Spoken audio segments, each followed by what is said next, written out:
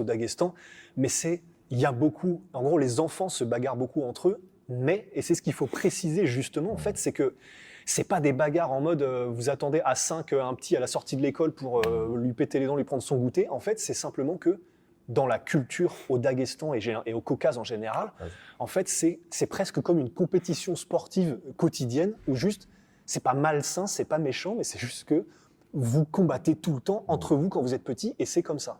C'est ça, exactement. C'est juste une histoire de se mesurer, de voir qu'est-ce qui est plus fort. Il y a beaucoup cette notion-là de force chez nous. Il faut être fort, l'homme il doit être fort, tu vois, pour protéger sa famille, pour protéger, tu vois.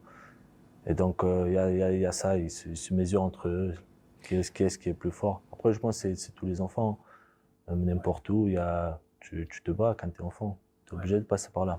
Bah, c'est ce que tu disais, en fait, on en parlait avant, mais c'est littéralement humain, en fait. Le fait C'est de ça.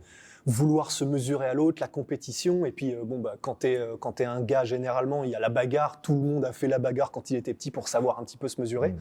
Bah, en fait, c'est ça au Daghestan, sauf que c'est de la vraie bagarre où, pour le coup, bah, ça commence même à boxer étant petit, à lutter, etc.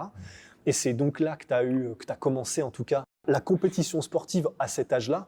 Et c'est là où tu disais aussi que bah, c'est l'avantage, c'est que comme tu te bats souvent et avec d'autres enfants, en fait, t'apprends très vite aussi que, bon, bah, en fait, tu kiffes ça, mais t'apprends aussi que t'es pas le plus fort et à te calmer un petit peu aussi, quoi. C'est ça, c'est ça. C'est pour ça que j'ai précisé ça pour dire que ouais, depuis que je suis petit, j'aime ça. C'est la bagarre, c'est à cet âge-là que ça a commencé. Mais voilà, et à ce moment-là, tu apprends aussi que tu peux pas être le plus fort.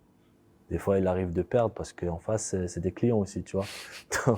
Donc des fois, ouais, bien sûr, ça arrive de perdre, mais ça forge le mental.